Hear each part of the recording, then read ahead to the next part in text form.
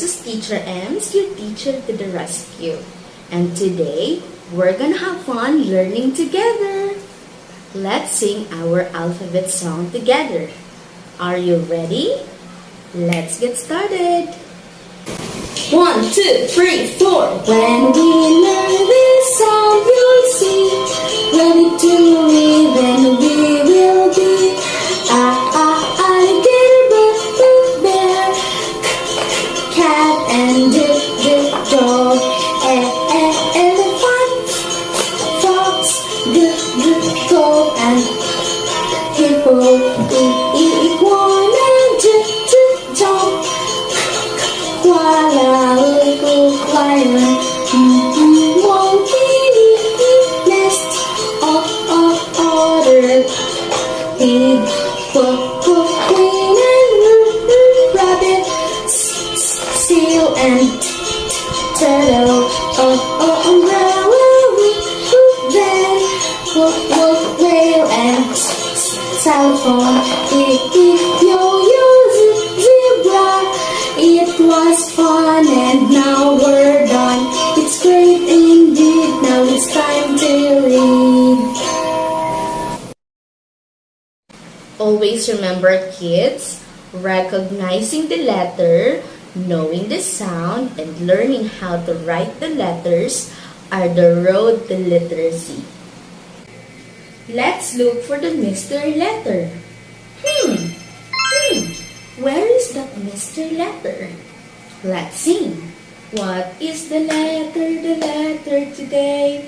What is the letter today? What is the letter today? The letter is, drum roll please. It's letter D. Before we know more about letter D, let's have our story time. Let's sing. Let us have a story time, story time, story time. Let us have a story time with Teacher Ems. A Dog and His Doll by Alyssa Liang. A dog plays with his doll. A dog is at the door. The dog picks up the doll.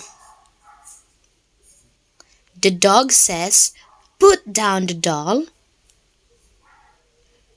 The dog runs and drops the doll.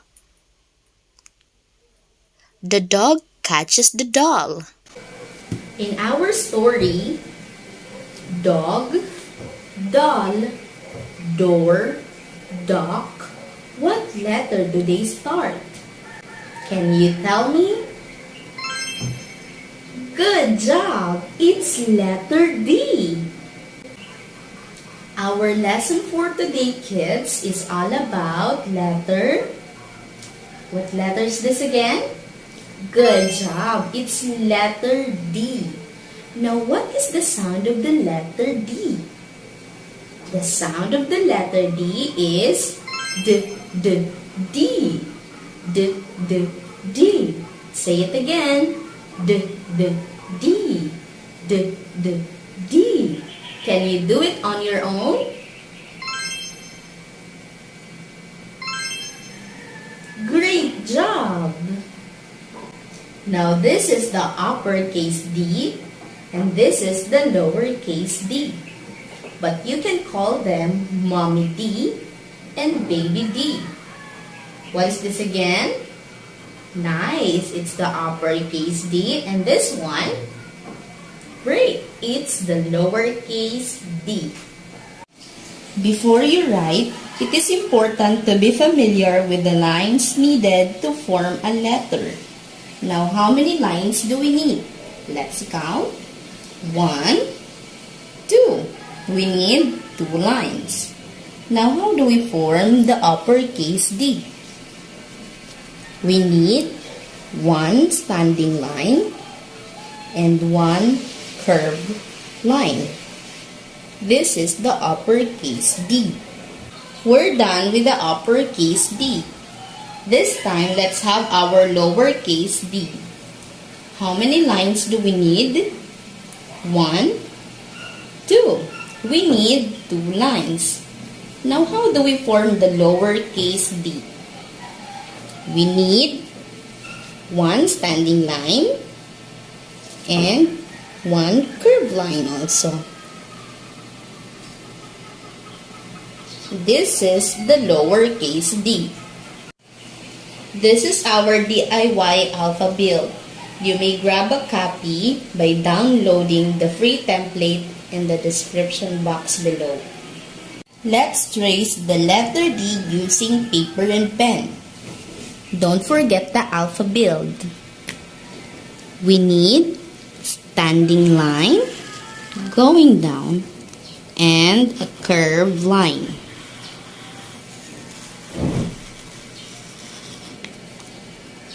Also, for the lowercase d, we need curved line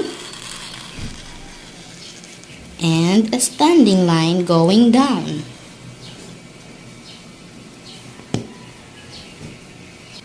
We're done tracing the letter D. This time, we're going to copy them by writing on a board. How many lines again do we need for uppercase and lowercase d? Good job! We need 2 lines. Let's write them. We need standing line going down and a curved line. How about for lowercase d? We need curved line and a standing line going down.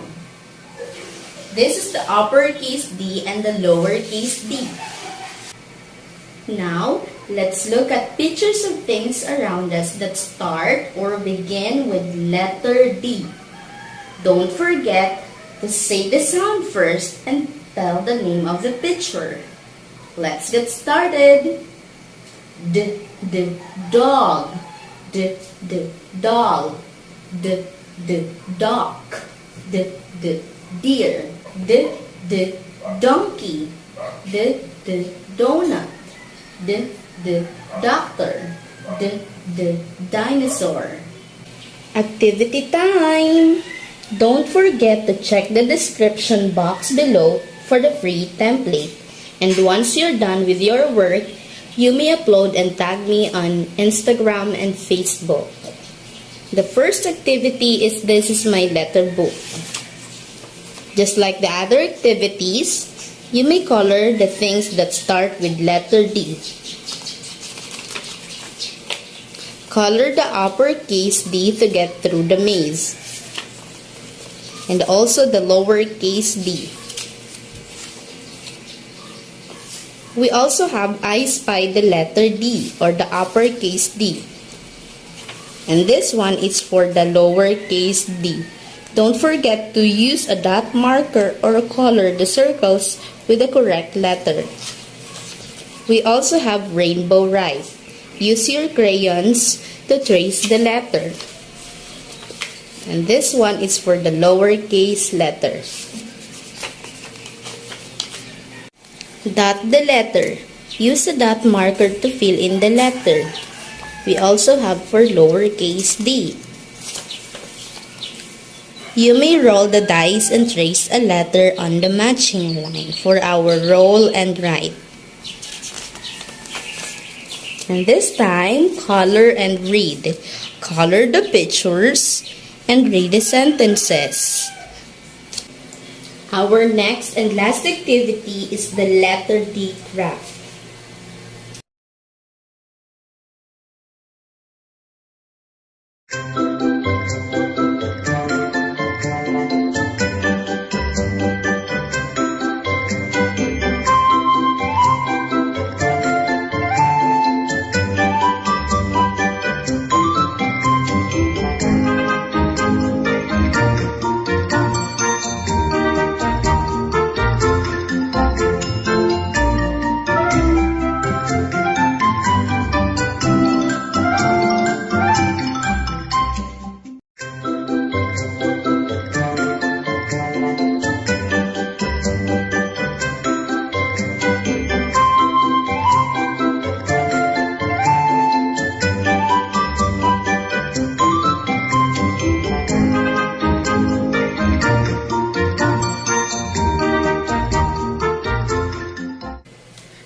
all for this video.